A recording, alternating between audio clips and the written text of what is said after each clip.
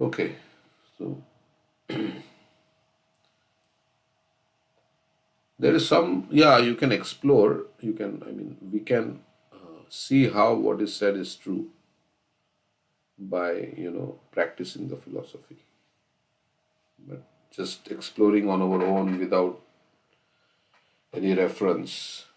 It's like I want to become a doctor, but I will not consult the books on medicine. I'll become a doctor on my own. That's very difficult. So it's something like that. Shuta Goswami said, O son of Brigu, the great sage Maitreya Muni, thus hearing from Vidura, felt very much enlivened. Everything was in his heart, and thus he began to reply the questions one after another. So Maitreya Muni is getting a chance to speak about Krishna and Brahma, the devotees of Krishna. So he feels very happy. So the phrase Sutta Uvacha appears to indicate a break in discourse between Maharaj Parikshit and Shukdev Goswami. So this verse is saying Sutta Uvacha. While Shukdev Goswami was speaking to Maharaj Parikshit, Sutta Goswami was only one member of a large audience. But Sutta Goswami was speaking to the sages of Naimisharanya, headed by the sage Shaunak, a descendant of Shukdev Goswami. This, however, does not make any substantial difference in the topics under discussion. So, most important is the subject matter Swami is speaking. It doesn't make much difference. But what is Prabhupada is saying is what is the essence of the talk. So Shuta Goswami, of course, he heard when Shukdev Goswami was speaking, and then the same thing he repeated to the sages of Naimisharanya, headed by Shaunak Rishi. So, so sometimes we have to get essence rather than get caught in the details. We have to say what is the essence which I can take home, which I can apply in my life. Then, why this happened, why that happened. But how is it applicable for me? That's more important. And how can I be purified? So, okay, I think somebody tried to join and we have more than 100, so I'm going to remove some. Let's see.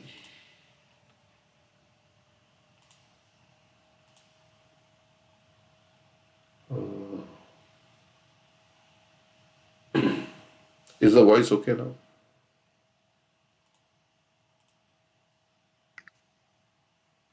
It's okay, but still there seems to be a difference. Is it breaking? It's clear. It's not breaking. Is it low or something? For me, is it okay? Okay, Prabhuji, I can hear. Okay. Okay. So we'll go to the next verse.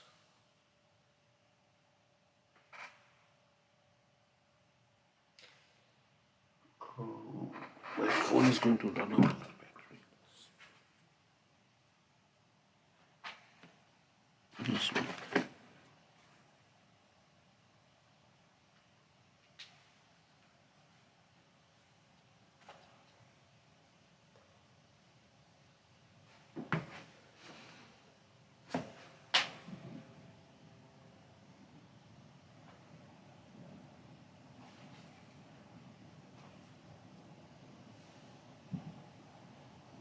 Just 1 minute.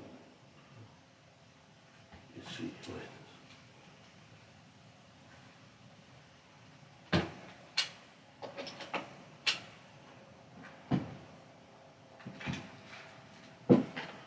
Let me.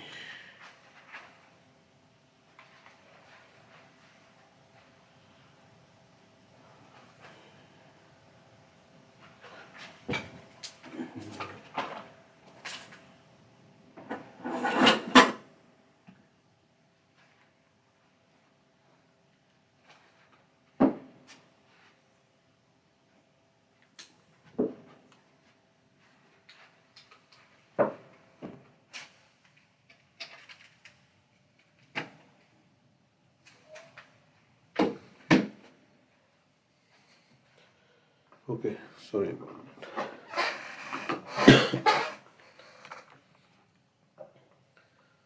Okay, so the next verse.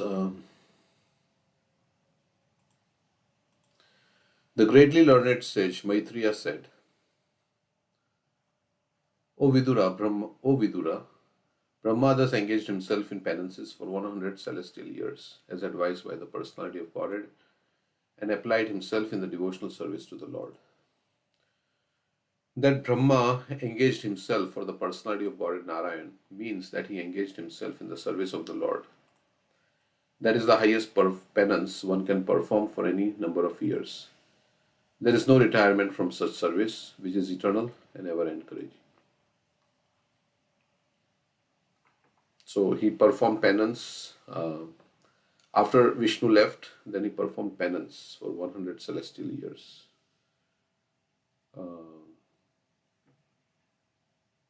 It seems after Vishnu left, and then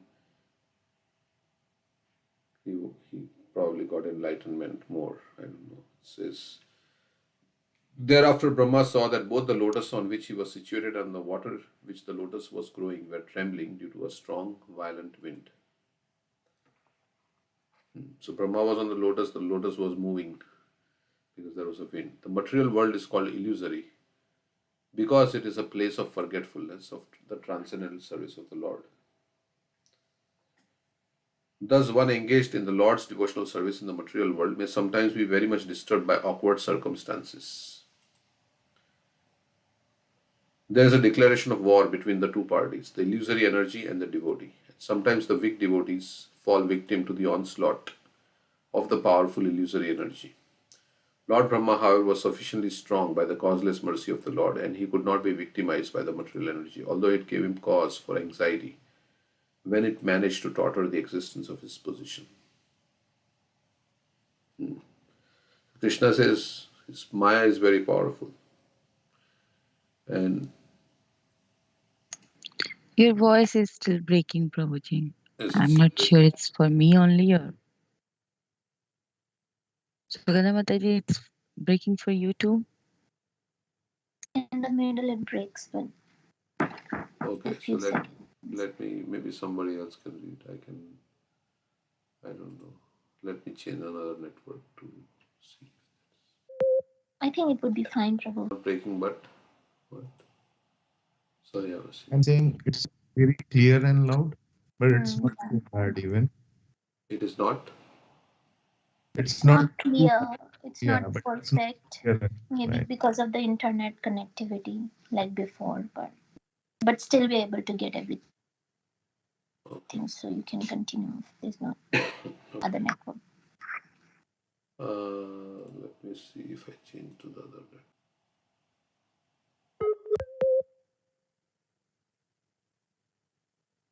Okay, I changed to the other network. You can tell me if it's not okay. And then maybe somebody else can read if it's like that. No, So, this seems good. Yeah, it's clear now. okay. Prabhuji, I have a question. Hmm. In the previous verse, it says that 100 years Brahma did penances. But in I think second canto, 9th chapter, 8th verse, it says that Brahma underwent penance for 1,000 years, 1,000 celestial years. So, And there's penances he did before Krishna came, right? correct. Right. When he just heard the word tapa and he was doing penance, and then everything was realized within his heart. This is after Krishna came. He's again doing penance. Correct. It looks like that. And then we And say he lives for 100 years. So then he's doing penance for 100 celestial years. So, I don't so know. why he did again penances? I cannot say it doesn't. So, It says because Krishna told him as advised by personality of okay. God. Correct. So then, as advised by the personality of Godhead. Yeah. So before he saw Krishna, he did penance. After he saw Krishna, he did penance, like in the previous chapter, I think. But the point is that whatever he did penance is ultimately by devotional service he was enlightened. That's what we have to take from this. Somewhere it says 1,000 celestial years, here it says 100 celestial years. So there may be some difference like that.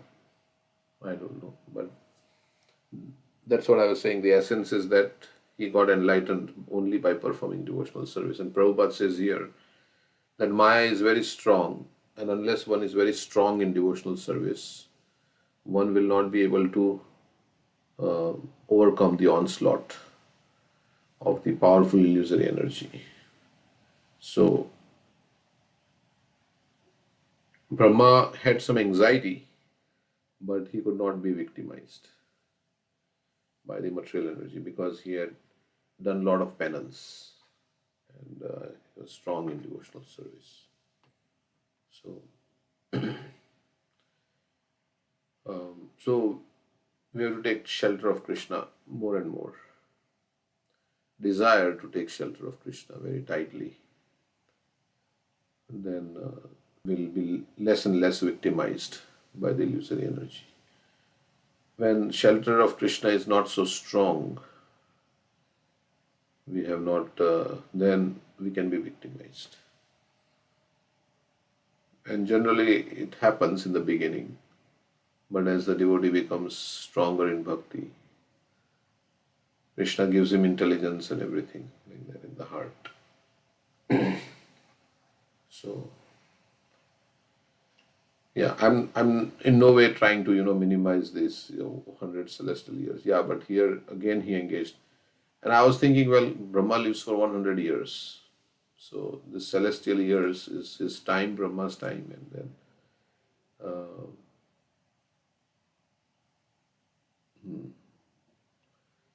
So I don't. We say he heard the word tapa. He went down the stem of the lotus. He could not find the root from where the lotus is coming. And then he came back onto his seat. And then he heard the word tapa.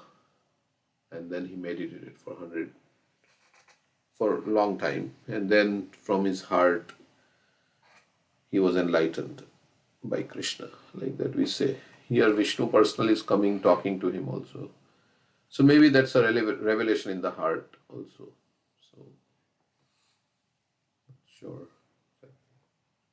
If there is some other description, you can say. I mean, if somebody has given any other devotees have given any description. So, okay. So next verse. Long penance and transcendental knowledge of self-realization had matured Brahma in practical knowledge, and thus it drank the wind completely along with the water. Like today, one devotee was asking that there is this verse. Let me show you the verse.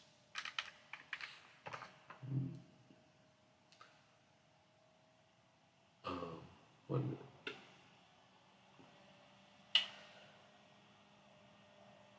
This is verse number 2.8.5.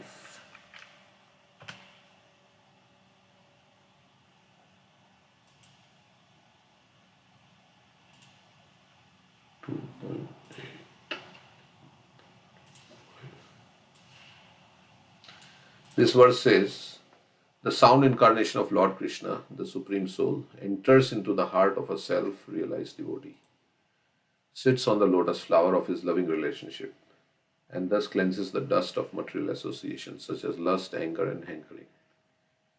Thus it acts like autumnal rains upon the pools of muddy water. So the question is,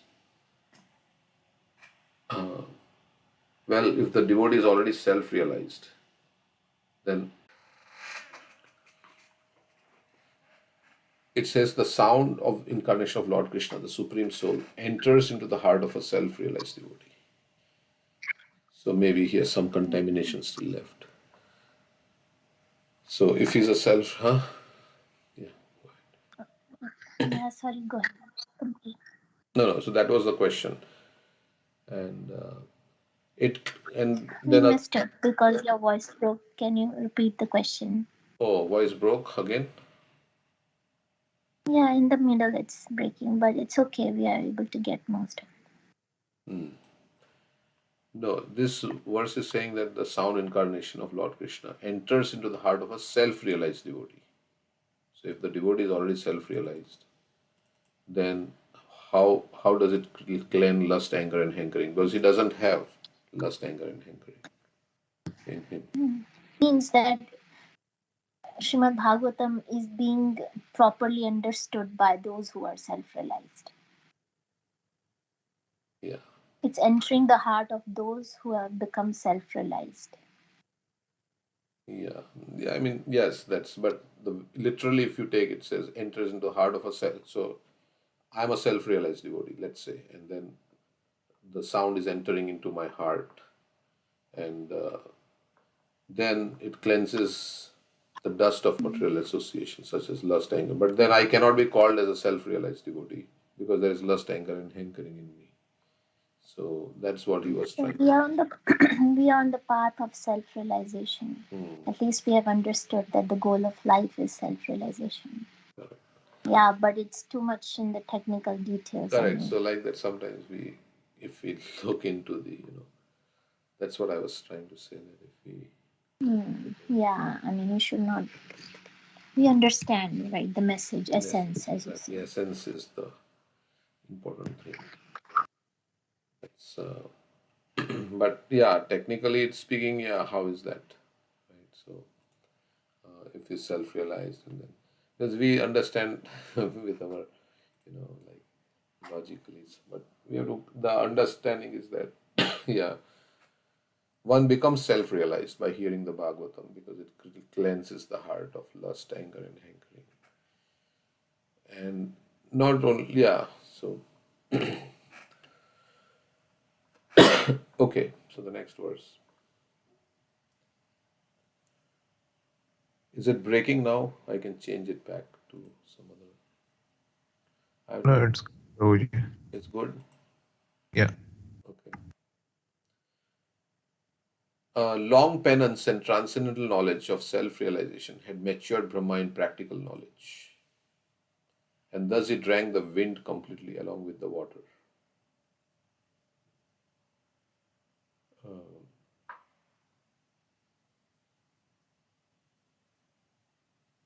so, long endeavor for self-realization made Brahma mature. Lord Brahma's struggle for existence is a personal example of the continuous fight between the living entities in the material world and the illusory energy called Maya. So, its spiritual life means it's not going to be easy. So, because of our conditioning and like that, so we have to, it's a fight. A spiritual warrior, one has to be like in a fighting mood. Of course, taking shelter of Krishna, Arjuna fought. Beginning from Brahma down to this age, the living entities are struggling with the forces of material nature. By advanced knowledge in science and transcendental realization, one can try to control the material energy which works against our endeavors. And in the modern age, advanced material scientific knowledge and penance have played very wonderful roles in controlling the powers of the material energy.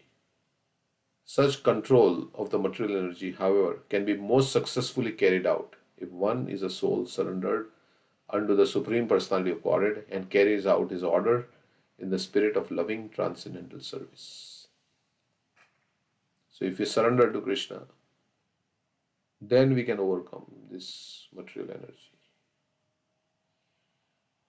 This is otherwise, materially, we can't overcome the material energy, material solution to material problems. There is no material solution to the problems. So, like that Prabhupada is saying. Any comments on this?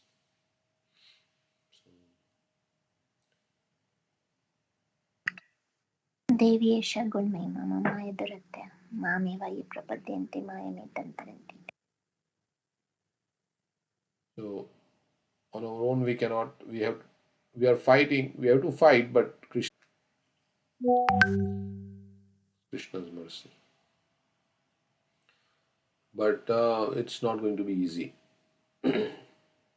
because since time immemorial we have been like conditioned in a different way. So it's not going to be easy. But we can, somewhere Prabhupada says it requires a lot of penance before one surrenders to the Supreme Personality of God. But you can surrender also. So we can surrender when we have faith, right? That Krishna will take care of me.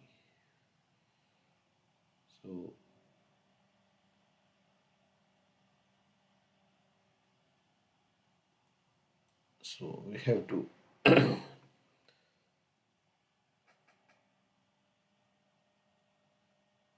here it says. It also requires a great deal of penance and sacrifice, either in this life or in the previous ones, before one is able to accept Krishna as the Supreme Personality of Godhead.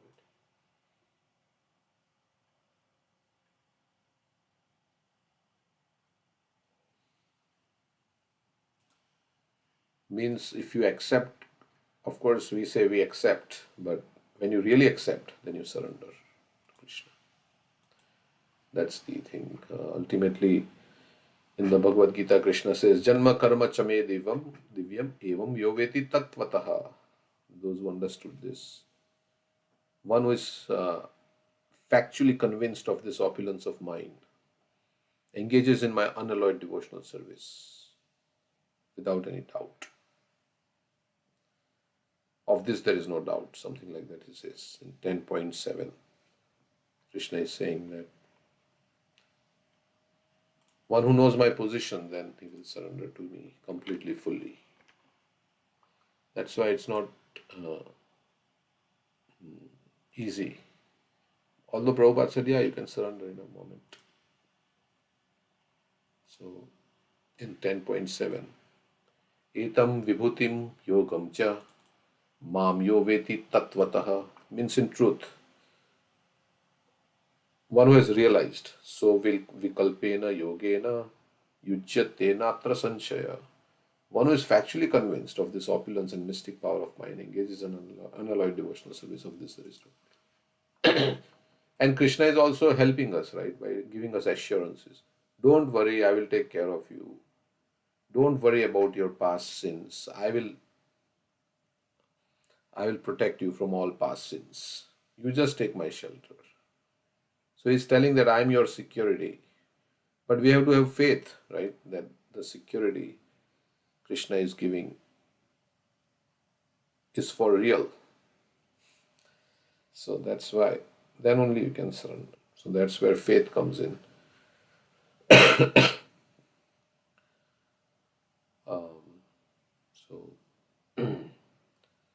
And how is faith enhanced? By experience.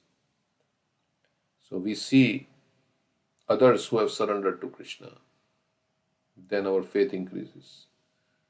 That's why when you see surrendered devotees, then your faith increases. Yes, they've been taken care of. Of course, taken care of means it's not like going to be always very wonderful in this material world. Devotees also fall sick and have problems and so many things. But Krishna will take care. That's the ultimate faith, that Krishna will somehow take care of me. Not exactly as how I think, but the way he thinks is best for me. That's why there is a prayer like by Prithu Maharaj that just as a father does not wait for the child to tell him what to do, what not to do, father does whatever is necessary. So in the same way, Krishna, you do whatever is necessary to protect me. Like that, some prayer is there. Yeah, you can read the prayer. Yeah. My Lord, due to your illusory energy, all living beings in this material world have forgotten their real constitutional position, and out of ignorance, they are always desirous of material happiness in the form of society, friendship, and love. Therefore, please do not ask me to take some material benefits from you, but as a father, not waiting for the son's demand, does everything for the benefit of the son. Please bestow upon me whatever you think is best for me. I think this is same as Ashlishyava Padratam Pinishtaman. You give me whatever. You embrace me or you trample me under your feet. You will still be my Lord unconditionally. It's good for me. Of course, when we have choices to make in life, then who will tell us? Then, yeah, if we are very spiritually advanced, Krishna will talk to us from the heart and he will tell us, he will give us the direction. Or it comes from the devotees of the Lord, from the pure devotees of the Lord also. Krishna speaks to us through the devotees. And the spiritual masters like that. So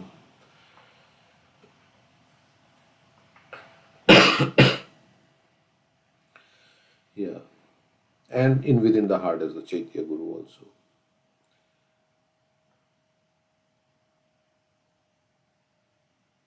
So that faith has to be there, then Krishna's promise of security. We have to have faith in Krishna's promise of security and taking care of us. Then that faith will inspire us. And we should have this thing that if I serve Krishna, my life will be perfect. Then I'll be successful. Shraddha Shabde Vishwash ko hai, Shrudrida Nishchay, Krishna Bhakti koile sarva karma krita hoy. That faith in us, that devotional service, by doing devotional service to Krishna, I will be successful in my life. I don't need anything else for success. So that's how it is. And that's it's a process. So we are at different levels of faith, and faith will increase slowly, gradually by seeing then the faith will increase, everything will happen. Of course, in modern day world, people will say you are being brainwashed because you are hearing all these things, so you're being brainwashed, and you are giving everything to Krishna. So like that, people think like that also. But you have to believe in something. They believe in this material existence. The devotees lose hope in this somewhere. Either you put your faith in this material existence, that it will give me all happiness, or you put faith in Krishna, that Krishna will give me all happiness. So somewhere you have to put faith.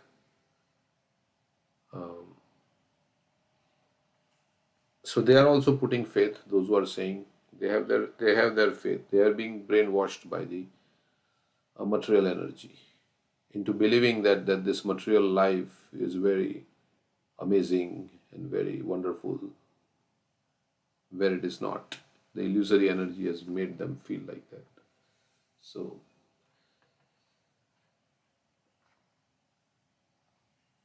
okay, so like that. So only solution is to surrender to Krishna. Okay. Next verse. Any other comments?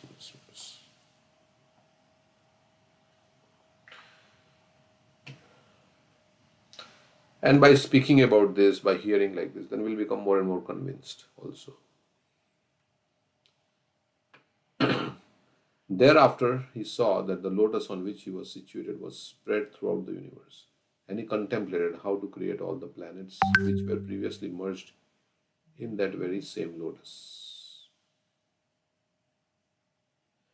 The seeds of all the planets in the universe were impregnated in the lotus on which Brahma was situated.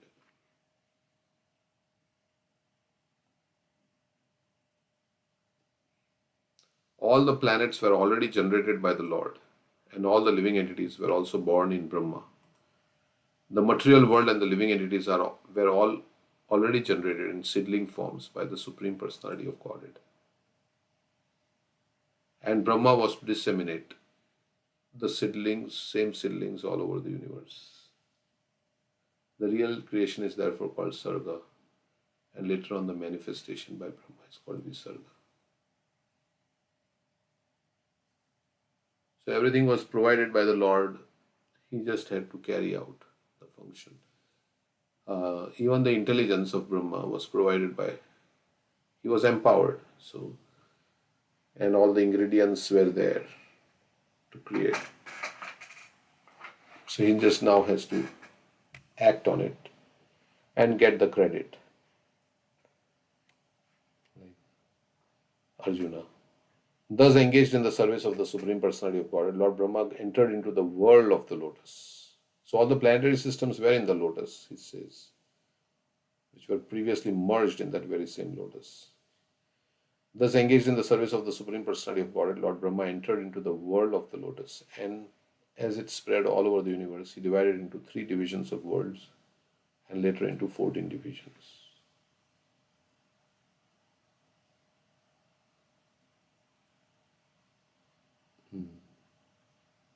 So 14 planets.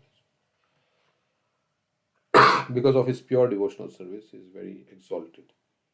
He therefore created all the 14 planetary divisions for inhabitation by different types of living entities. The Supreme Lord is the reservoir of all the qualities of living entities. So any quality we have, it comes from the Supreme Lord. The conditioned soul in the material world reflects only part of those qualities, and therefore they are sometimes called pratibimbas.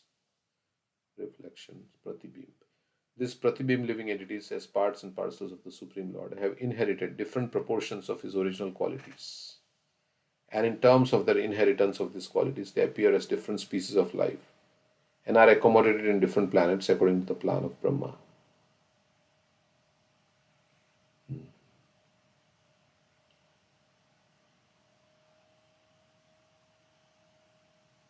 So we all exhibit a portion of Krishna's potencies. Brahma is the creator of the 3 worlds, namely the lower planets called the Patal Lok, the middle planets called the Bhur Lok, and the upper planets called the Swar Lok. Still higher planets such as Maharlok, Tapalok, and Brahmalok do not dissolve in the devastating water. This is because of the causeless devotional service rendered unto the Lord by their inhabitants, whose existence continues up to the end of Dvi-parardha time, when they are generally liberated from the chain of birth and death in the material world. What is Dvi-parardha? It's the end of Brahma's life. Okay, so did somebody say something which I didn't hear?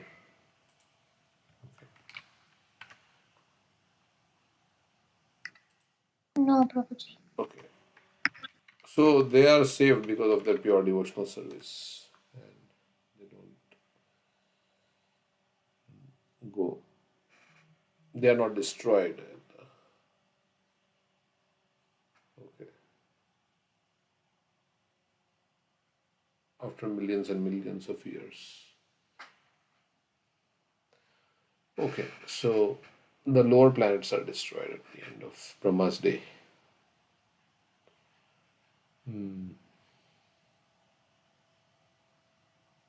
Okay, so we'll read the next verse. If any comments, you can say.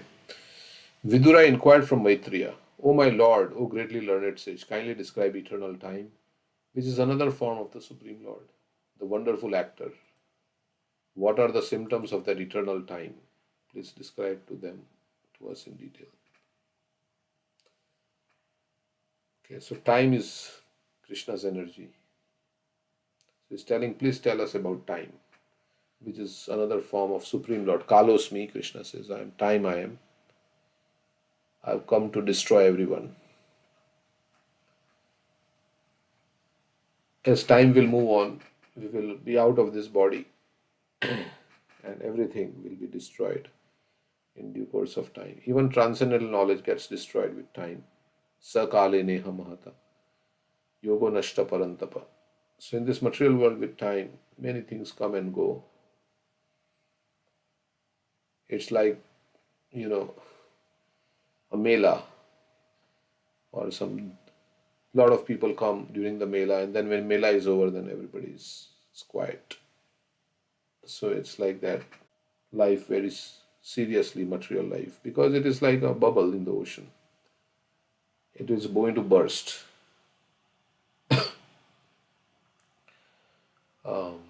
We are all in the flow of this river of time.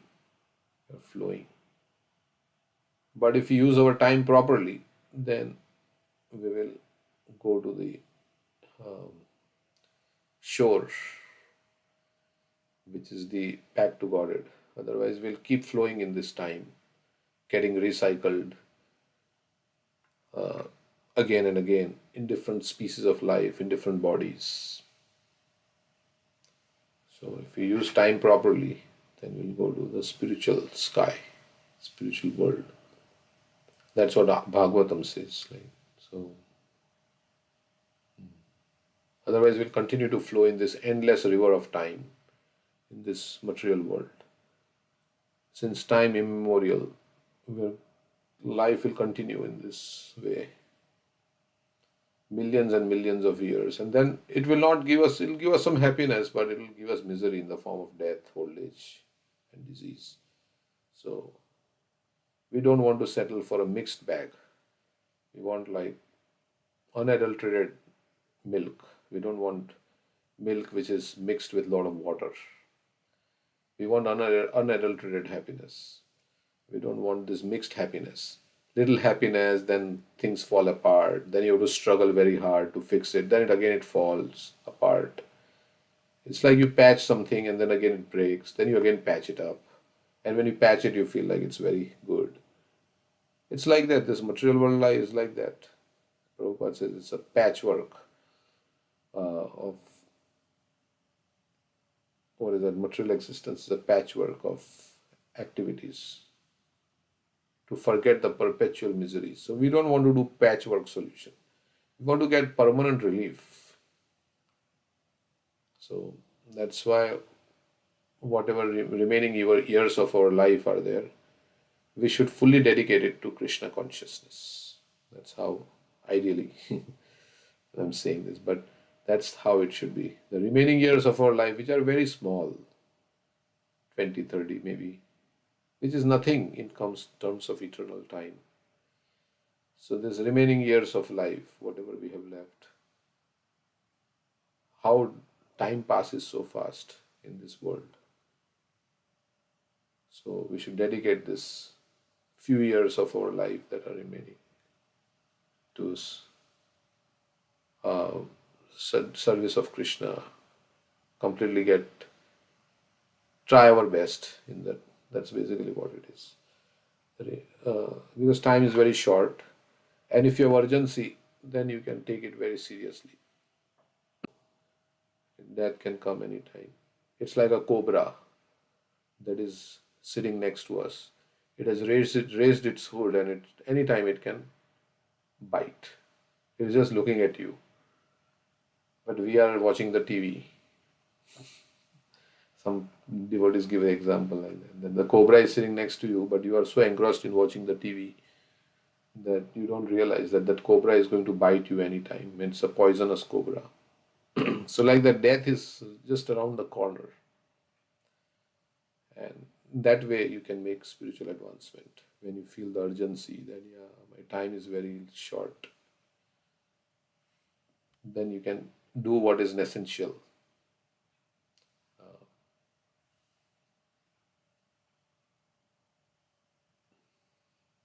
Otherwise, we will have so many other plans of doing this and that.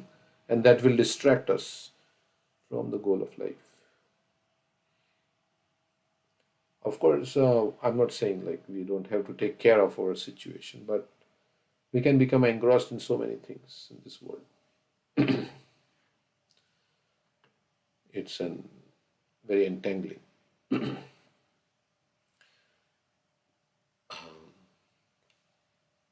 So, what are the symptoms of that eternal time?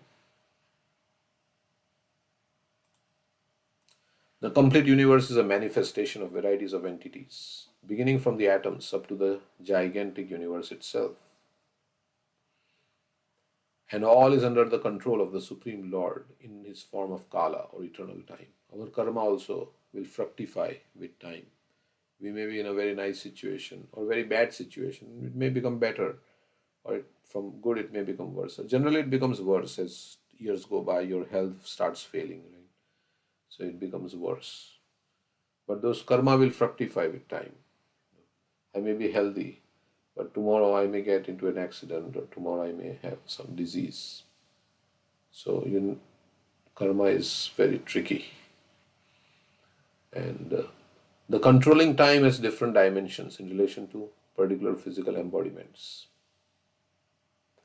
There is a time for atomic dissolution and a time for the universal dissolution. There is a time for annihilation of the body of the human being, and there is a time for the annihilation of the universal body. So our time in this body is also measured. So there is a time when we'll be kicked out. That expiry date is there for everybody. Krishna can change the expiry date if he wants. But for sure, everybody has an expiry date. Jatasya dhruva mrityu. So if you think about it, what am I doing here? Like, what am I trying to achieve in this world? Other than Krishna consciousness, what is there to achieve? It's all going to be vanquished by time. And it's all going to vanish into oblivion. They say, somebody dies, they say he has gone into the ages. Right? Means that is gone. It's never going to come again. That person, that whatever, everything. Of course, that person is still alive. His soul is gone to another body. So in this way, we can contemplate and do what is essential. Also, growth, development, and resultant actions all depend on the time factor. Our body has changed. Like we have the changing bodies, right? It's all based on time. How we were looking, maybe some of you are still young, but we are looking young at one point, and then now how it will change with time. So everything. Vidura wanted to know in detail the different physical manifestations, and that Maitreya said, anybody like to comment?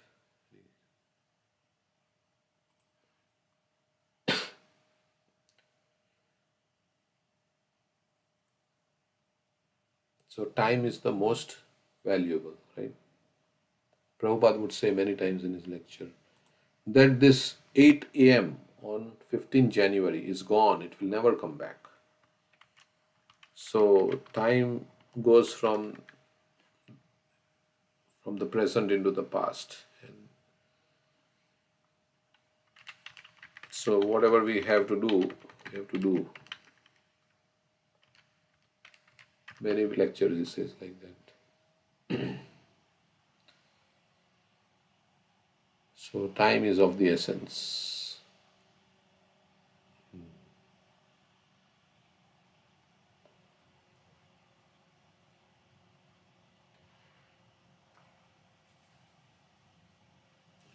So Maitreya said, eternal time is the primeval source of the interaction of the three modes of material nature.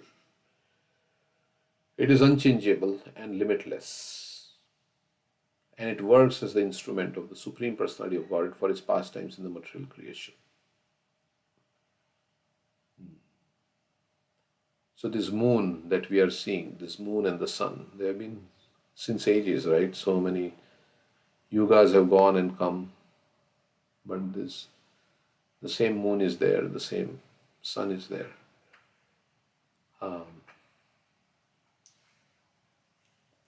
So that the moon has witnessed all the pastimes of Lord Chaitanya and so many different avatars of the Lord.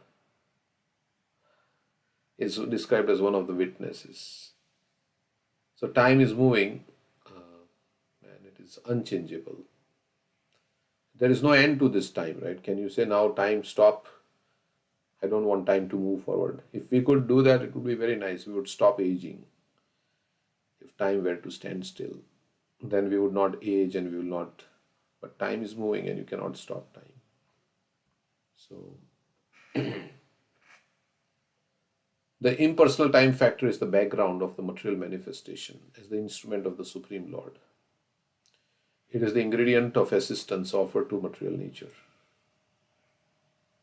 No one knows where time began and where it ends, and it is time only which can keep a record of the creation, maintenance, and destruction of the material manifestation.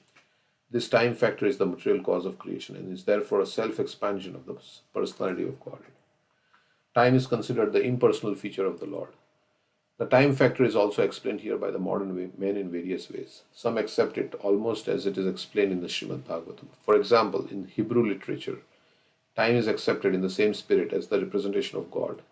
It is stated therein, God who at sundry times and in diverse manners spake in time past unto the fathers by the prophets. Metaphysically, time is distinguished as absolute and real. Absolute time is continuous and is unaffected by the speed or slowness of material things. Time is astronomically and mathematically calculated in relation to speed, change, and life of a particular object. Yeah, so time also passes relative to the body we get. So Brahma lives for his 100 years, but he thinks he has lived 100 years. For us, it's a long time. The ant lives for a few years, or a few months, or a few days. But the ant thinks it has lived a long life. So from Brahma's point of view, our life is like that of an ant. It's very so for a dog, maybe 20 years, but that's a long life for the dog. Factually, however, time has nothing to do with the relativities of things. Rather, everything is shaped and calculated in terms of the facility offered by time. Time is the basic measurement of the activity of our senses, by which we calculate past, present, and future. But in factual calculation, time has no beginning and no end.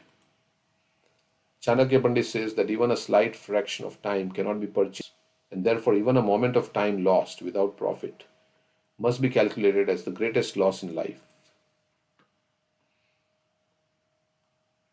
So, Ayushya, what is that? Ayushya, Shana. कोऽपि न लभे स्वर्णकोटिभिः न च निरर्थकं नीतिका च निस्थितोऽधिका न chain निरार्थकम kacha hani statodika. Hani means honey, not honey, honey. Honey means loss. loss or damage. So what is the greatest loss? There is no adhik. There is no adhik means more than this. More than this, there is no greater damage than to waste time.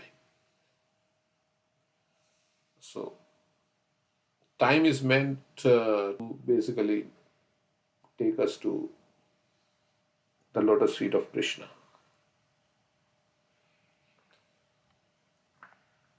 Time is not subject to any form of psychology, nor are the moments objectives, realities in themselves, but they are dependent on particular experiences. So why we waste time? What are the reasons we waste time? First of all, what is wasting time?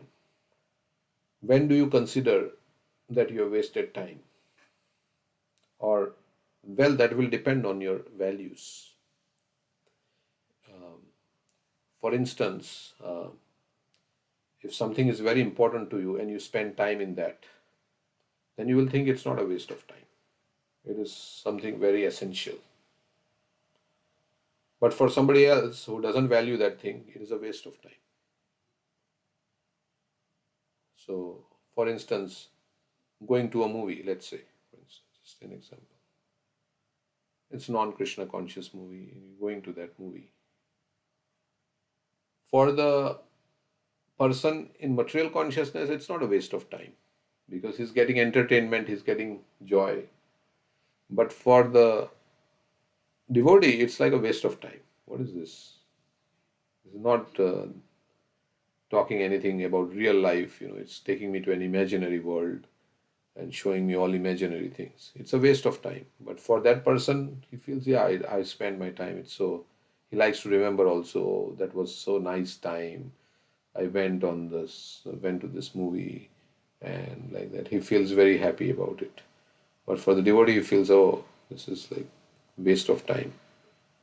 And he repents for loss of time in materialistic activities. Think, oh, so like sometimes devotees say, why didn't I come? I wasted so much time before I came to Krishna Con. I should have gotten this knowledge earlier. I wasted so much time in so many other things. So they feel like that because their value system has changed now. So if it depends on how what your value system is. Some people think this chanting of Hare Krishna is a waste of time. It's like, what is this? Repeating the same words again and again and reading the scripture is a waste of time. Because for them, their time is spent, they think that something else is very nice to spend time, to go on a vacation, on the cruise. This is very nice. Instead of going to like some holy place. Some people were saying, why are you going to Vrindavan? You should go to London, go to Switzerland, you should go to Paris. Like some people say like that. And what is the point in going to some place like Vrindavan, Mayapur? It's just like go to some nice scenic place. Even in India, there are many scenic places you should go. Why you are going to all this? So it depends. For them, considering going to Vrindavan is a waste of time. I think important in life, that is where you will spend time. That's how it is. Or what you think is going to give you happiness, that is where you spend your time. So devotee has kind of concluded that this material happiness is not, or he comes slowly to this conclusion that this material happiness is not going to satisfy me. So why should I spend time in this material happiness? It's not going to give me any relief. So he doesn't spend time in material enjoyment. He wants to spend time in serving Krishna. So like that. Because he has somehow got that realization, or some faint realization is there also, but then it becomes stronger. What is this I'm doing? This is all things are not going to, I cannot take anything with me. It's like Prahlad Maharaj says, don't tempt me with all. I cannot take anything with me. I've seen it all for Hiranyakashipu. So why are you tempting me with this?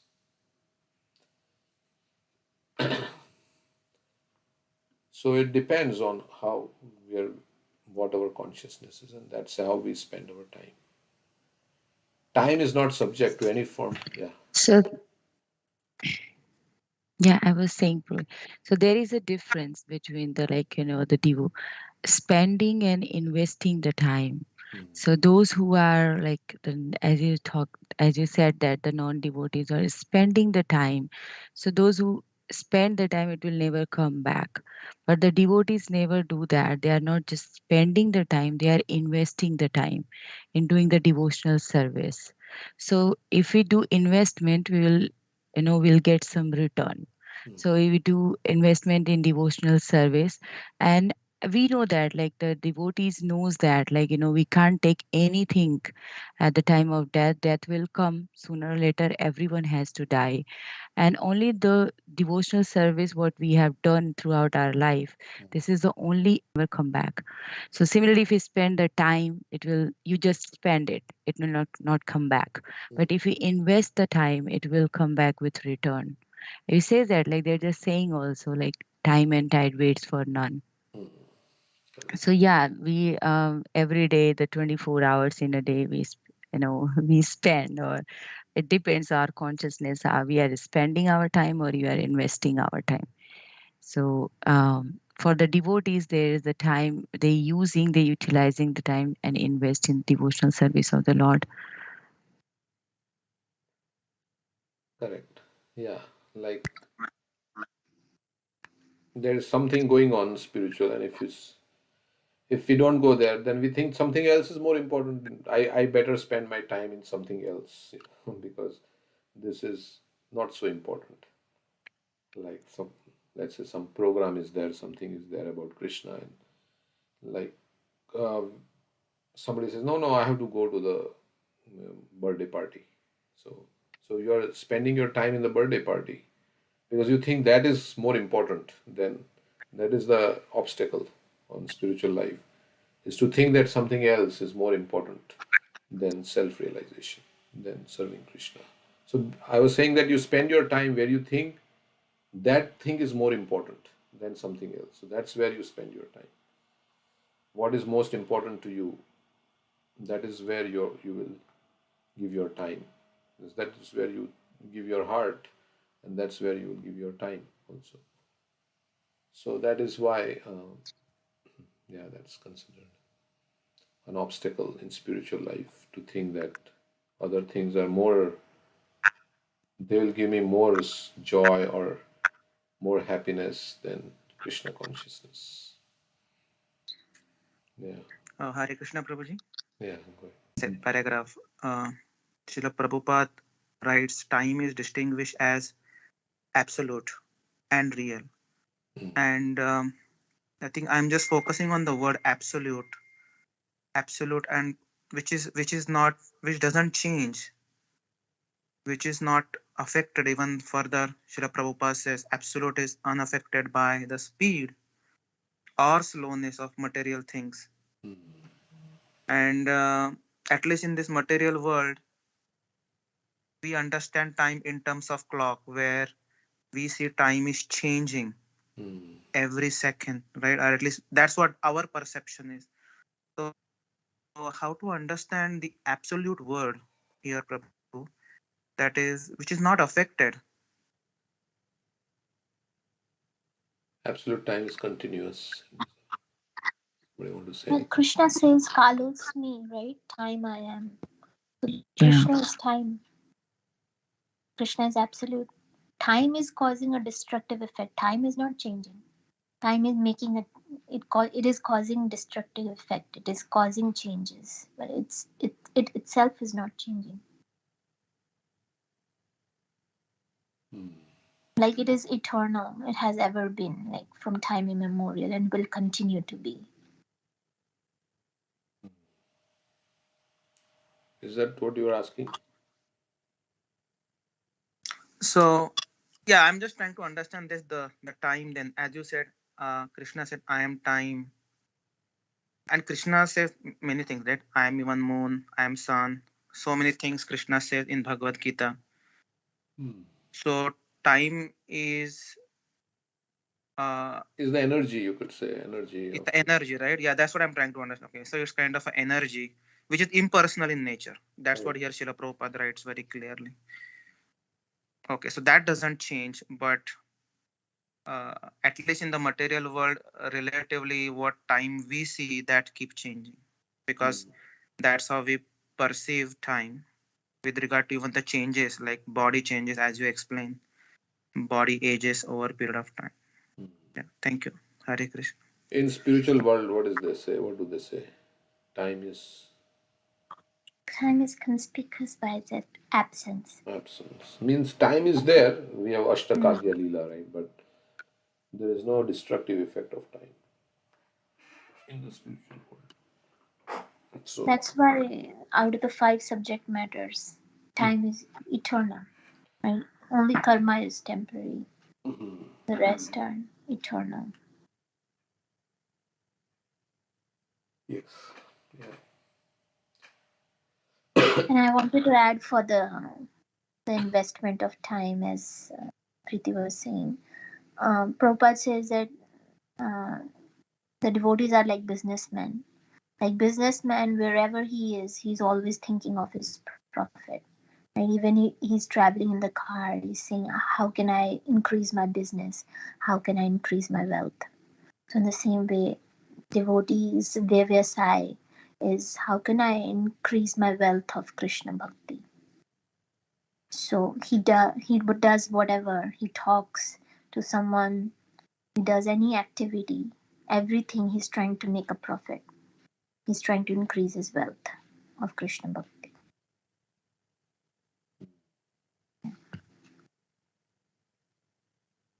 Yeah. Yeah, that example I was remembering that somebody, you know, somebody's reading a book in the bus and he gets jolted by some speed breaker or something, and then he sees outside and somebody says, "Oh, nice forest," right? So somebody says, "Okay," some businessman sees, "Oh, how can I maybe cut the trees in this forest, maybe get some wood and then make a profit?" Person in the mode of ignorance says, "Oh, such a nice place, maybe I could just go and sleep there."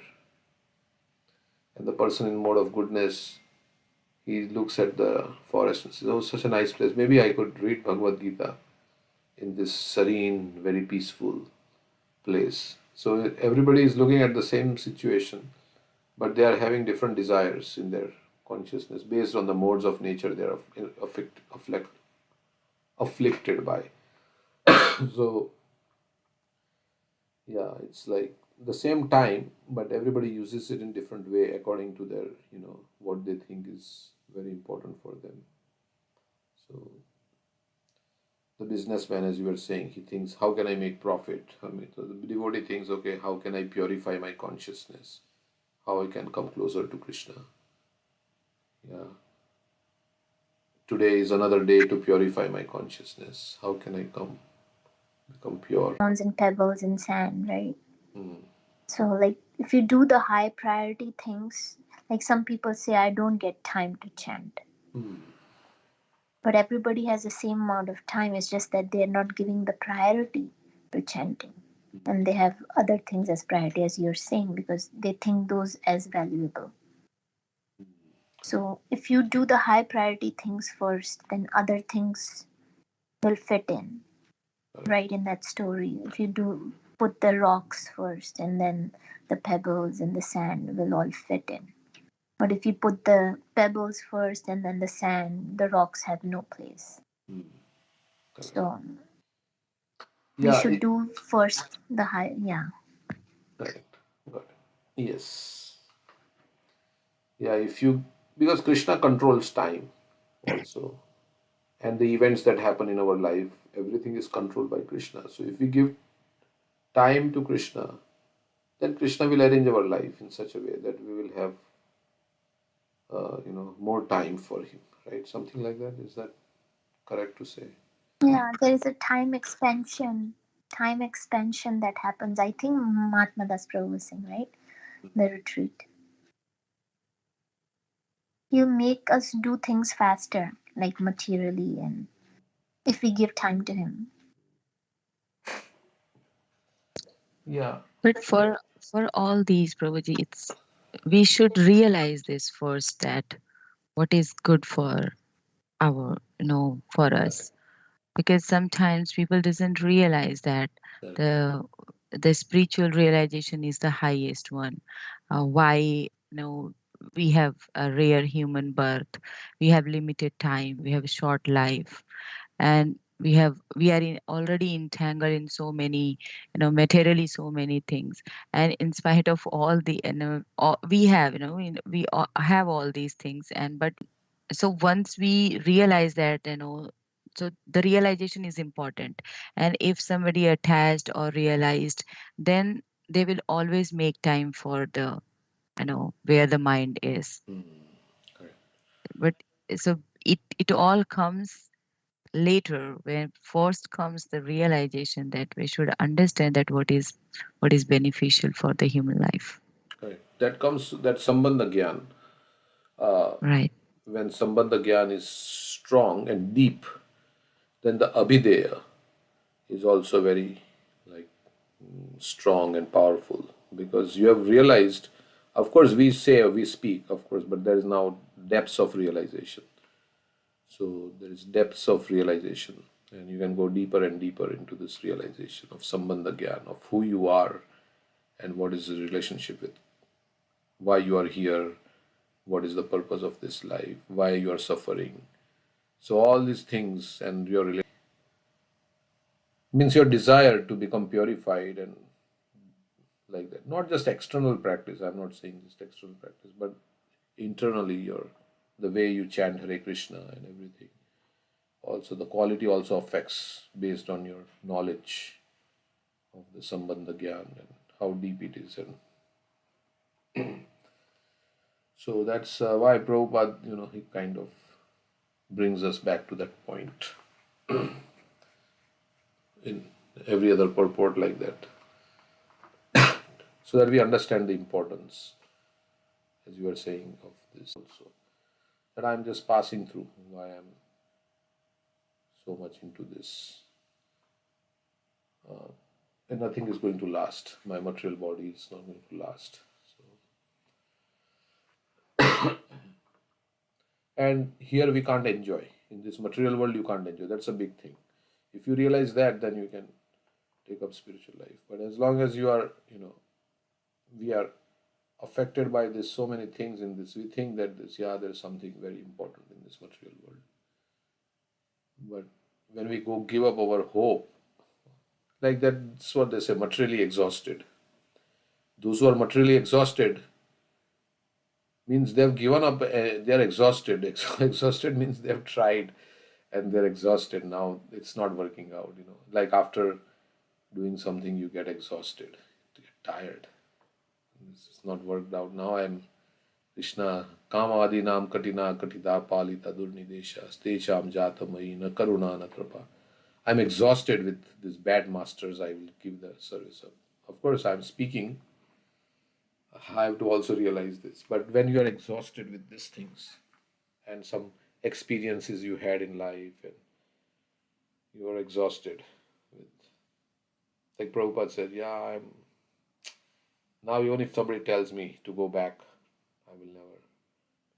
Because I've had my share of this. I'm done with it.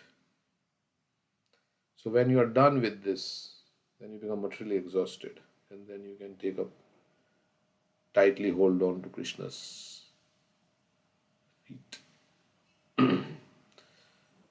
So like that has to come either by experience or by Krishna's mercy. That comes. You don't have to experience, but by Krishna's mercy also it can directly come as in the form of realization. So sometimes it comes as experience also. And seeing others, we say all these things. We see others. And we say, I could be in that situation. As you were saying, someone was saying that. I could be in that situation. When we see beggars on the road, you can say, I can be in that situation. Of course, a beggar can also be Krishna conscious. It's not like the beggar cannot be in any material situation. But it becomes more difficult when you don't have anything to eat. Then the consciousness goes to, what should I eat? Where can I find? How can I get a job? How will I make my ends meet? Then how can you think about when survival is... And in old age, like Shankaracharya says, old age, the worry is about this body. So many things going on in this body. Chinta, what is that? Chinta Magna, Vriddha Avastha. बालावस्था क्रीडासक्ता तरुणीस्तावत् तरुणीरक्ता वृद्धास्तावत् परमे ब्राह्मणे कोऽपि न. So then in the old age, there's so much chinta about just, there is something. So then it's very difficult. Yeah, in youth we think that, oh, I'm young and I have so many things to do, right? And so many other distractions. We should think that old age is coming and our body would not be like this. And yeah, we have seen people dying, and so why waste time in youth? Small time we have, where we are energetic, utilize it for Krishna, advancing. That's what Bhakti Maharaj said, put here. The first qualification for spiritual life is that one must be completely exhausted and disgusted with materialistic life.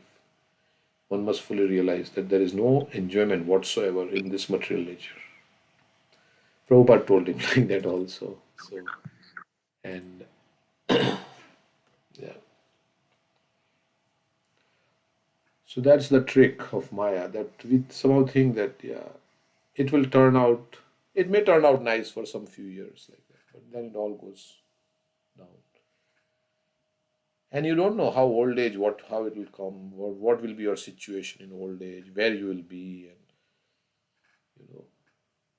and many. I was talking to one devotee, and the father is now in some shelter in some India, someplace. So they may not have thought like that in my old age I'll be in this kind of situation. So this is how it is. Can never predict. I think you had mentioned one class by Suttapa Prabhu where one devotee was dying and somebody asked her, "Are you fearful?" And she said, "No, I'm fearless because I did not waste my time. I utilized all the time that I had in Krishna consciousness." You remember that? Yeah, that's correct. I forget the name. Srila Prabhupada's Yeah. disciple. So that's how we'll be fearless. That I did my best, Yeah. right? And then whatever Krishna does, but I did my best. Not that at the end of life we are regretting, oh, I wasted so much time. That's the But comfort. don't think. Yeah. I was thinking, like, even for the devotees also, Mataji says sometimes, I was talking to one devotee and she said she also did, like, a whole life, throughout his life, they're doing devotional service. But she said that, also have fear like that, if what happened if I don't remember Krishna at the time of death, or because we don't know that, we still, 20 years, 30 years, but still we can't say that we are on the stage of pure devotion. So, and whatever we read in the scriptures, as I take as an example, they all are the pure devotees. They got liberated, they got prema, they got that bhav stage. But those who are just doing that, and rest is in Krishna's hand, of course, Krishna's mercy is all Krishna's hand. But there is always a kind of fear that what will happen if I can't remember because death is really painful, and what will happen if the situation, nobody knows that what kind of situation one may leave the body, or if don't remember the Krishna, then we know that, like, Krishna will take care of that. Yeah. But this kind of fear, even I was, and I think I feel like that she's right, because sometimes if we do something, then we feel like that, oh, we are doing this because we wanted to remember Krishna at the time of death, and what will happen if I don't, somehow if I don't remember, then yeah, just saying about the fear thing.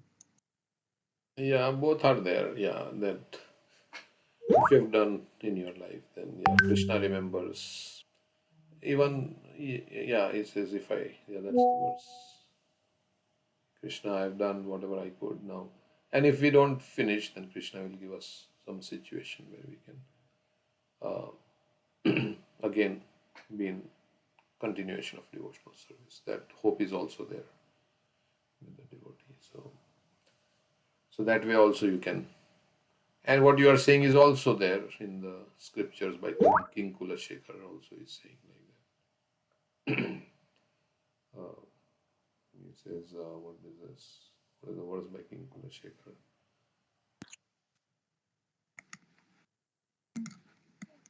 Forget how does it start. Krishna Todiya Krishna Tvadiya yeah, Padapankada Punjarantam. Yeah, he says also that at the time of death. Yeah, so devotees has healthy fear like that I will forget Krishna at the time of Yeah, death. healthy fear so that he doesn't do any non-Krishna conscious activities. Correct. But I mean, the Srimad Bhagavatam says devotee is fearless. Narayana Parasavinam. He doesn't care whether he goes to heavenly planets or hellish planets, because he's always be engaged in service to Lord. And Varaha Puran says that Krishna is saying, if my devotee is unable to remember me at the time of death, then I will remember my devotee. So fear is always of falling down, performing non-Krishna conscious activities, not the result. Okay, I've done my best. I remembered Krishna throughout my life. I did my whatever I could to whatever it was in my hand to advance, and then now Krishna can do whatever he wants. The results is not in our hands. Yes, that is true, Mataji. You're saying right. I'm my sometimes I also stuck on that. He says that my devotee, but the pure devotees, they are talking about the pure devotion, right? Not the mixed devotion. The pure but how we can one can claim that even after 20, 30, 40 years of sadhana, we can we say that like we are on the pure devotional stage, and Krishna will not gonna tell us that now you are pure devotee and now I will take care of all these. I'm Yeah. just A devotee thinks he's not even a devotee.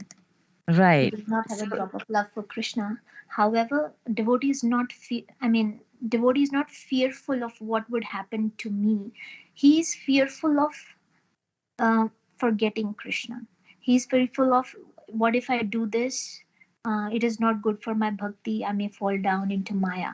So let me not do this. So he is fearful of doing wrong actions, not the result. right. He's not fearful of whether he'll go to Golok Vrindavan or not.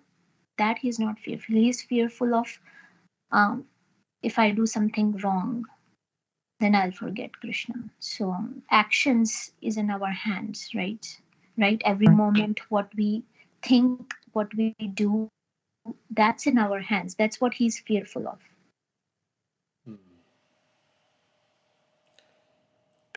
Correct. Does that make sense? Yes, yes, it is.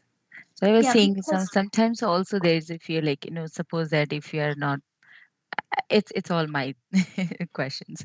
So if suppose that if I don't get that stage after doing 20, 30 years of sadhana, I mean, even we don't know, I don't know that how much life left.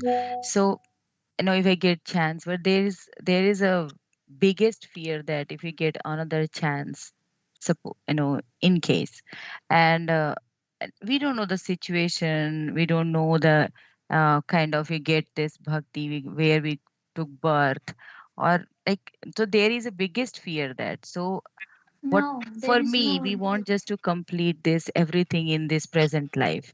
I'm not Yeah, thinking about the next life. that's why we But have that verse, right? Neha bhikamanasavasti pratyavayana vidyate swalpamape asya dharmasa trayate mahato bhayat. So any bhakti that we have done is our permanent credit, and Krishna is promising that our next life will be better than this life. We'll be born in a rich family or a family of devotees. So there is no fear for that. That we may not be able to complete it in this life. but we see that, right? There are so many aristocratic family, the rich families, people. I haven't seen that they are like a devotees. They are devoted their life in devotion. They're completely, entrapped in Maya. Of course, they did some maybe bhakti or pious deeds. That's why they get a birth in a rich family, in an aristocrat family. They have a lot of money, but they are not. They feels like a more sinful compared if we see in this age. So uh, yeah, I mean sometimes these things comes in. That's why I'm thinking like that whatever we can do best and best in this present life, not thinking about the next one. And of course it's on Krishna's hand. If we think that our devotion is up to that level, then he will reward us, or I mean, what else we can do? That, as you said, that action is in our hand, not the reactions. Yeah, we try our best and leave the rest to Krishna. That's all we can do. So we try our best, and ultimately Krishna will decide. So everything.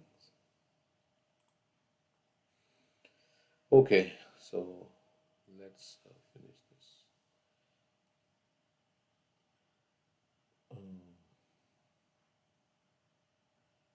Time is not subject to any form of psychology, nor are the moments objective realities in themselves, but they are dependent on particular experiences.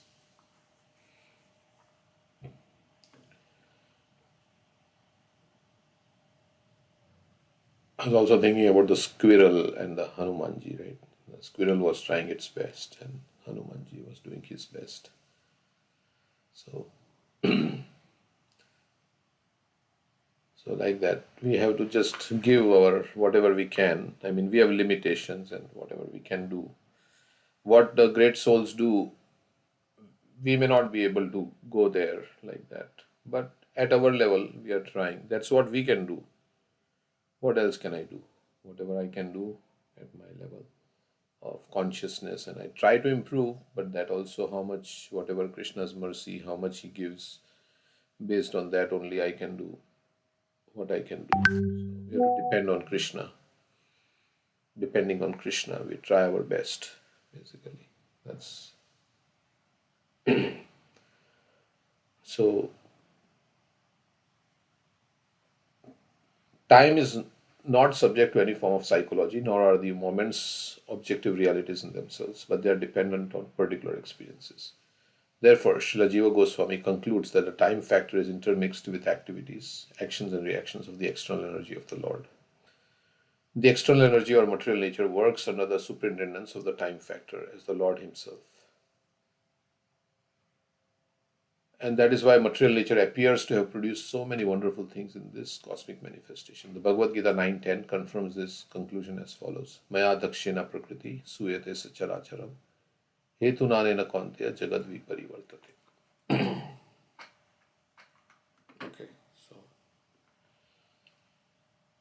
read anyway, it's 8:55. Any comments? It's the next verse.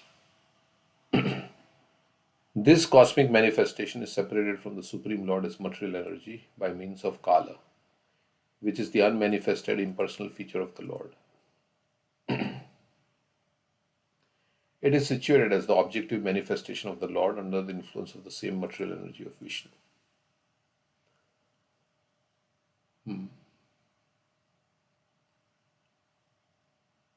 So this material manifestation is separated from Krishna by means of Kala. As stated previously by Narad before Vyasadeva, Idam hi Vishwam Bhagavan Ivetaraha. This manifested world is the self-same personality of God, but it appears to be something else beyond or besides the Lord. It appears so because of its being separated from the Lord by the means of Kala. It is something like the tape-recorded voice of a person who is now separated from the recording.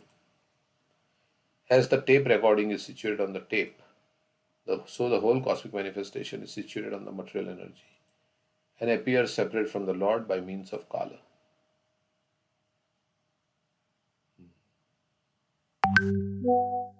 So, Prabhupada was saying that this tape recorder is also Krishna, Prabhupada's voice, but it's separated energy. Similarly, this material world is also separated energy of Krishna appearing on the tape of time. The material manifestation is therefore the objective manifestation of the Supreme Lord and exhibits his impersonal features so much adored by the impersonalist philosophers. So material world is also, it depends on how you look at it. Vishwam Purnam Sukhayate also is there. So everything is Krishna's energy. So everything is meant to be used in Krishna's service. So if you see it that way, then it is spiritual world. In that sense, there is no difference. As this cosmic manifestation is now, it was the same in the past. And it will continue in the same way in the future. So it is cyclic, time is cyclic. So just like whatever winter season is now in January, it was the same winter season like that. Maybe there was a little bit difference in severity. Sometimes it is more severe, but it's winter, it's cold. So Krishna's, it's the same thing repeating over itself again and again. History repeats itself. So there is a systematic schedule for the perpetual manifestation, maintenance, and annihilation of the material world, as stated in Bhagavad Gita 9.8. Bhutad Ramam imam Krishnam avasham prakritir vasat. As it is created now, and as it will be destroyed later on, so also it existed in the past, and again it will be created, maintained, and destroyed in due course of time. So material world is created, destroyed, again created. Therefore, the systematic activities of the time factor are perpetual, of eternal, and cannot be stated to be false. The manifestation is temporary and occasional, but it is not false as claimed by the Mayavadi. Okay. There are 9 different kinds of creations besides the one which naturally occur due to the interaction of the modes. There are 3 kinds of annihilations due to eternal time, the material elements, and the quality of one's work. Okay, let's hear what Prabhupada says. The scheduled creations and annihilations take place in terms of the supreme will. There are other creations due to interactions of the material elements which take place by the intelligence of Brahma. Later, this will be more explicitly explained. At present, only preliminary information is given. The 3 kinds of annihilations are due to scheduled time of annihilation of entire universe, due to a fire which emanates from the mouth of Ananta, and due to one's qualitative actions and reactions. Okay. I don't understand how this. Sometimes, okay, there is a fire that emanates from the mouth of Ananta, and then that destroys. Another is the scheduled time of annihilation. There is some time when it exists and then it's destroyed. So that means that there is sometimes the fire that emanates from mouth of Ananta, which is not at the scheduled time of annihilation, because otherwise it would not be listed as a separate. And due to one's qualitative action and reactions. Okay, leave it at that. Of the 9 creations, the first one is the creation of the Mahat Tattva, or the sum total of material ingredients, wherein the modes interact due to the presence of the Supreme Lord. In the second, the false ego is generated, in which the material ingredients, material knowledge, and material activities arise. The first emanation from the Supreme Lord for material creation is called the Mahat Tattva. The interaction of material modes is the cause of false identification, or the sense that a living being is made of material elements. This false ego is the cause of identifying the body and mind with the soul proper. Even the mind is also material. We identify with the mind and the body as myself. That's the false ego. Material resources are all generated in the second terms of creation after Mahat Tattva. In this verse, the word Jnana indicates the senses which are sources of knowledge, along with those senses controlling deities. Kriya indicates the working organs and their controlling deities. All these are generated in the second creation. So first creation is kind of Mahat Tattva, then the interaction of material modes, which causes the false ego. And other things are the second term of the creation. So like that it describes, okay, then karmendriyas. The sense perceptions are created in the third creation. So jnanendriyas, and from these elements, the elements are generated. The fourth creation is the creation of knowledge and of working capacity. The fifth creation is that of the controlling deities by interaction of the mode of goodness of food.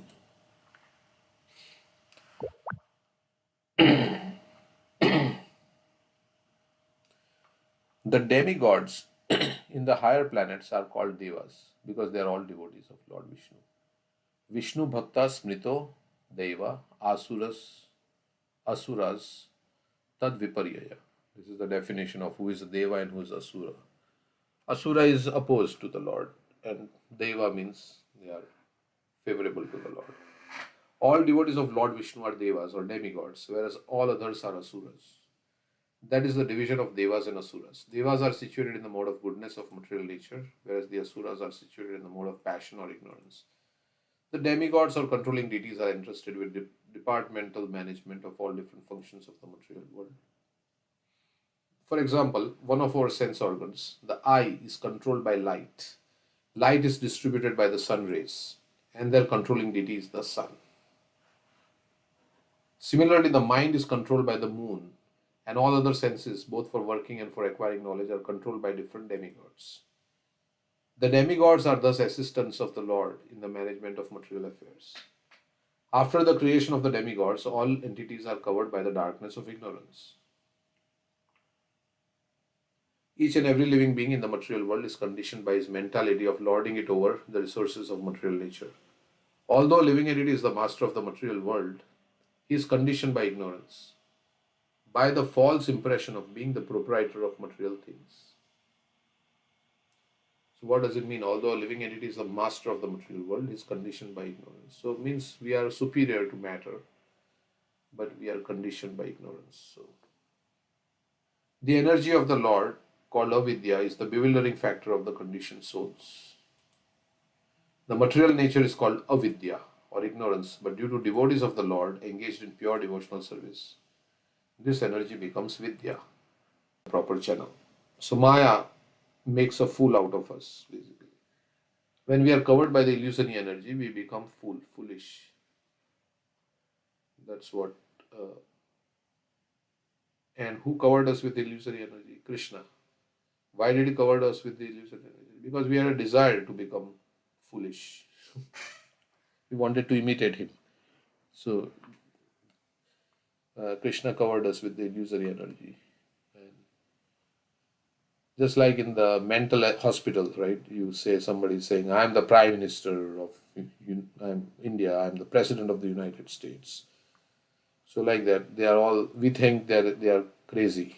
They are saying like this, "I'm the president," but we are also crazy, in one sense, because we have taken up something which we are not. They are saying something which they are not. Right? They are thinking they are the president of the United States or something like that.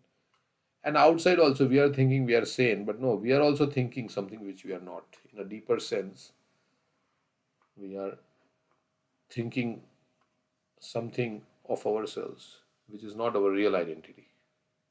Just as in the mental hospital, they are thinking something which they are not actually. They are not the president of the United States, but they are thinking like that.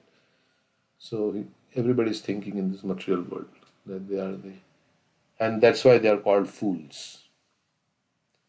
So something which is not. So we are also identifying with this body. We are thinking we are this body, and I'm the controller. I'm the enjoyer. So then we are also fools,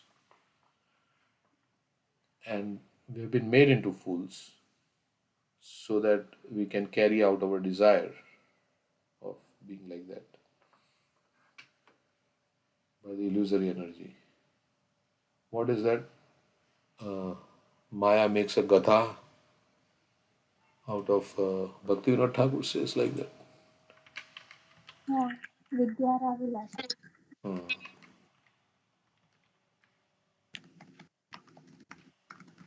Gada means donkey.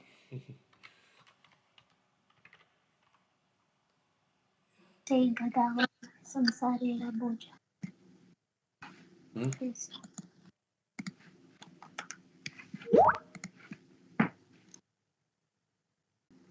Baheno aneka kala বাদিকে ক্ষণ শকতির অভাবে কিছু নাহি লাগে ভালো বিদ্যার বিলাসে কাটাইনু কালা পরম সাহসে আমি তোমার চরণ ভজিনু কভু এখন শরণ তুমি সেই গদা হয় সংসারের বোঝা বহেনু অনেক কালা বাদিকে কোন শক্তির অভাবে কিছু নাহি লাগে ভালো.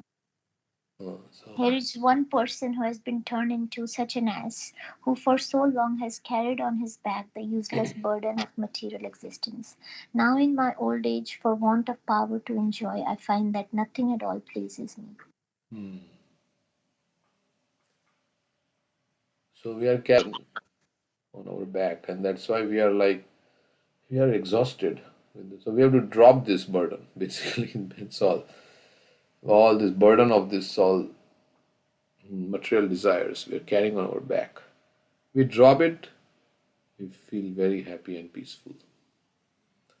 So we are carrying this burden of thinking that I am this body and I'm the controller, I'm the enjoyer, like that. It's all. So it has turned me into an ass. An ass works very hard, right? So because of all the burden. You drop it and then you can get grass anywhere or something like that. like that. Of course, we have to work whatever we have to do, but yeah. But Prabhupada, they said, yeah, you can do some service to Krishna directly and you can get prasadam. You don't have to work very hard. Like an S. Kashtan kama narhati vidbhuja, by this burden, and it makes us depressed. Just drop the burden and then you can feel lightheaded and lighthearted. Just become, drop means give it up, like this burden, and you'll feel very peaceful and joyful. Of course, if you take burden for Krishna, that's very good. That's transcendental burden to serve Krishna like that. So everything can be done also in devotional service to Krishna. But Prabhupada took on himself such, he didn't have to do. He could have lived happily in Vrindavan. He didn't have to write so many books, staying up late at night. He knew the conclusion of the Shastra, but he took it up for Krishna's sake, to give Krishna consciousness to others. Why did he have to take the headache of, starting a big society and devotees writing letters to him and saying, this is not, I am having this and this person is not cooperating with me. He has to take all this headache, but for the sake of serving Krishna. So that's different. But otherwise, all this burden, material existence, simply.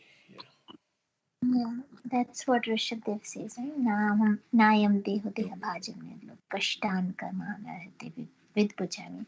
So you should not work hard day and night like dogs and hogs and dogs for sense gratification. But we should work hard for self-realization, to attain blissful life, transcendental life. We should work hard for attaining Krishna. Basically, that's not working hard. Yeah, that's there. You have to do, but work hard for what is the objective. That's the working hard for Krishna, or working hard for self-realization, or working hard for sense gratification. That will determine whether the activity is material or spiritual. So whatever you are doing, what is the purpose? Thakur wrote so many books. Why? For the conditioned souls like us. So Prabhupada wrote so many books. So many disciples of Prabhupada write so many books. It's not easy to write a book. You have to get so many things. It's hard work, but it's to distribute transcendental knowledge. Okay, so where are we? As disclosed, the fourth, conditioned souls are not originally fools, but by the influence of avidya, function of material nature, they are made into fools. And if we associate with fools, then we'll become fools also.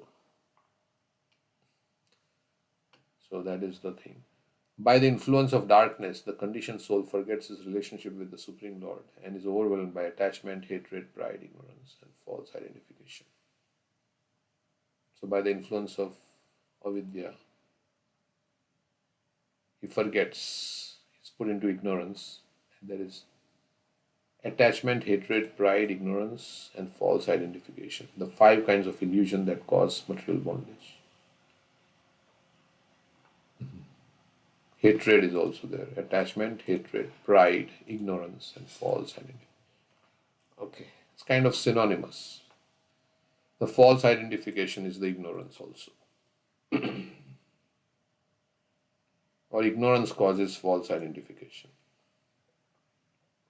And because of false identification, one becomes attached and develops pride or hatred. So it all starts with avidya. We'll stop here today.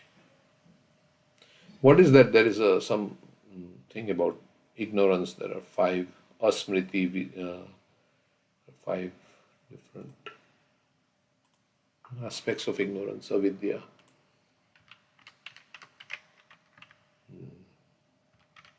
That is described.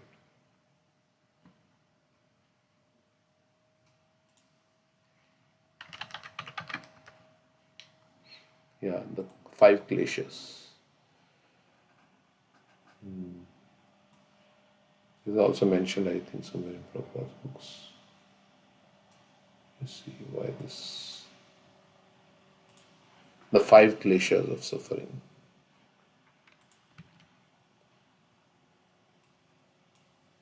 Okay, my browser got stuck.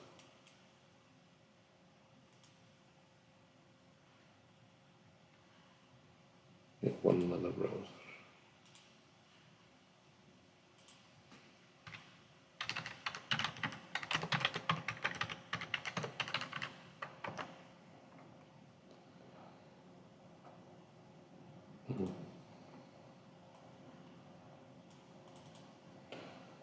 Or the 5 causes of suffering: avidya, abhinivesh, asmita, raga, and dvesha. That's what raga and dvesha are: attachment and repulsion.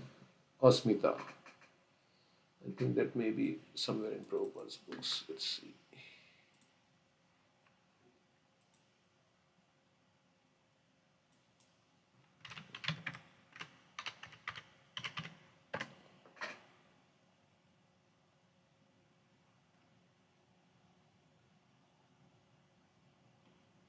Okay. Like he said here only, that same thing he said here. Or maybe it's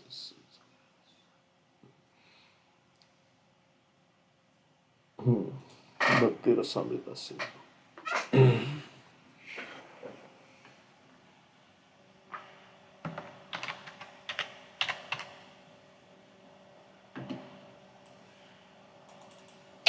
According to Patanjali Rishi, the original author of Yoga system, distresses are due to 5 causes, namely ignorance or avidya, false identity or asmita, gross material engagement or avinivisheta,